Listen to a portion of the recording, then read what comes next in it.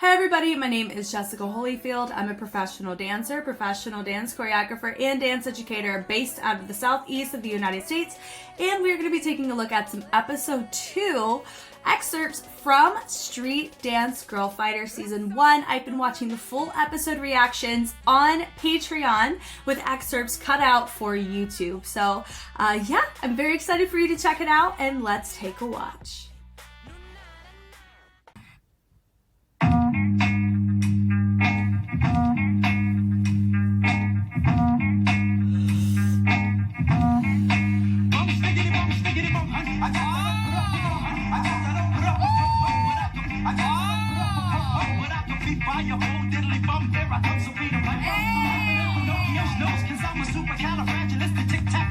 Yeah.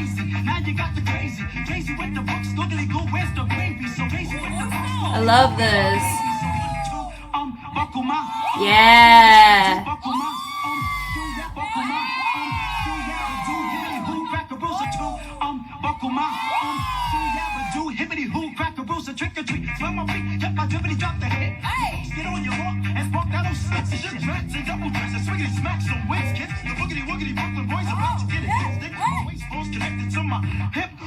Nice. Oh, I love that she's filming them. That's fun. Very impressive. Shows their discipline and consistency and grit. That's a huge thing here. Some of their sequences in Top Rocks are a bit on the simpler side with the hold counts, or they're riding a very predictable pocket. But honestly, in these cases, it's really nice to see three people kind of equally yoked in that realm. It's just nice. So they're not doing anything that's too outside of their range, something that they can consistently do well.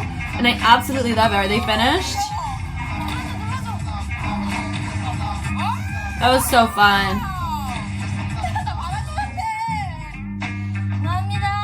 Oh, I love it.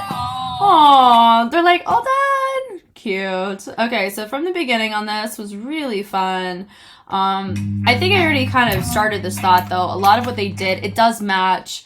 I would say the discipline of them executing that year has been nothing but productive. I think it's wonderful. Of course, they probably had divots of frustration depending on a freeze or a sequence or a top rod progression or a six-step, three-step, whatever. A lot of weight distribution and kind of troubleshooting what works with your body and the positioning of certain freezes with your body. For me, there's certain freezes that are more uncomfortable to me because of my body type, and that's nothing to do with anything. That's just, it's more uncomfortable. Is it impossible? Not 100%. It just requires more discipline on my end to be able to troubleshoot ways to make it effective for me. So it's definitely a tailor it to yourself kind of style.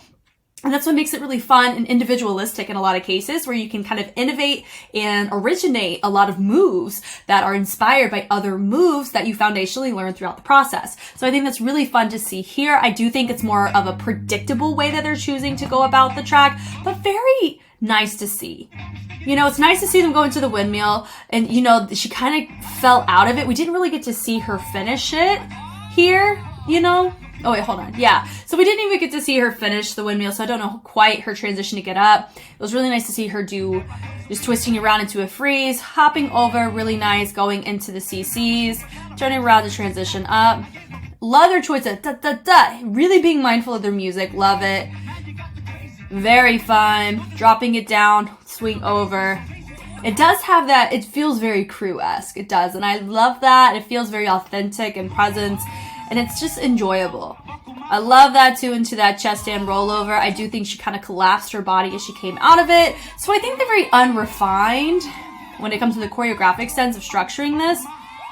But I like it because they're all pretty much equal in the presentation, and I think that's a really good grouping to have. It's better to have all three of them be around the same level, and let's not say that they're not at they're at intermediate for sure. Do I say advanced? Not quite, I wouldn't say, but it's still really beautiful to watch here. And whenever people are younger, I would say preteen, honestly.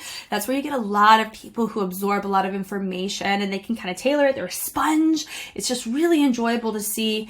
But here it's just, I just love the fact that they are so, you can just tell that they are, break ambition. I love it. They're ambitious and I love it.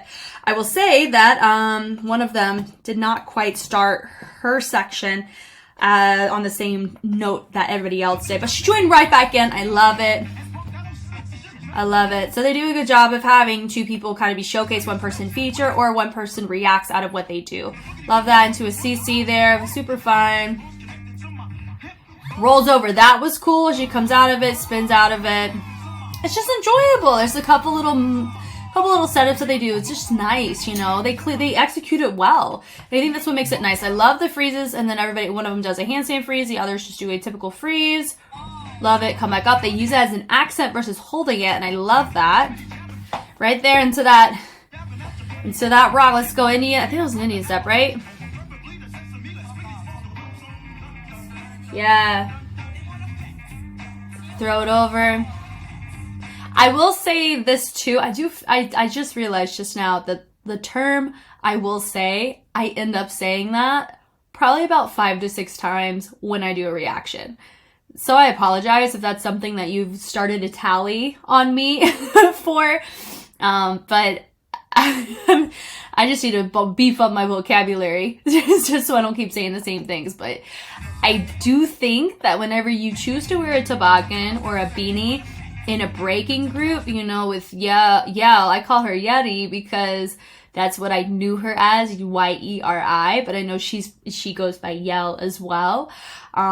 Whenever you wear that, a lot of times people expect you to utilize like spinning on your head or using your head as leverage to do a lot of floor work. And so I don't know if they were the one who did the windmill in the beginning. I'm not sure. I know somebody's implementing with a do-rag, which is cool. Maybe that's a do-rag, I don't know. Looks like it. But I love that they finished before the 10 seconds were up. That was cute. And I love how impulsive they're being. That's just really cute. So I think it was fun, and I'm glad that enough crews picked them so they'll come in. YGX would be a really good group to work with them because they had a breaker on their group. So they had that perspective for a long time with them. I don't know how other members of these crews are affiliated throughout the show. But I think Yell, they have a connection to Yell that's very closely tied, and they know what it feels like to work with somebody who's in the breaking field, so they know how to tailor choreography accordingly within that. So I'm very excited to see what happens, but I think YGX is a very good option for this crew in particular. Thank you guys so much for watching. I hope that was helpful in some way. If you want to see any Street Fighter content, Street Dance China content, K-pop content, or dance content of the like, I have all of it on Patreon as well as a ton of it here on YouTube. If there's something that you want me to react to specifically, I have options on Patreon that you can go and check out because the holiday season is coming up. It's a really great opportunity. I may have some special discounts and special opportunities depending on what tier you choose to join that could hopefully keep spreading the holiday cheer through the end of 2023. I'm Jess, and I will catch you on the flip side. Bye.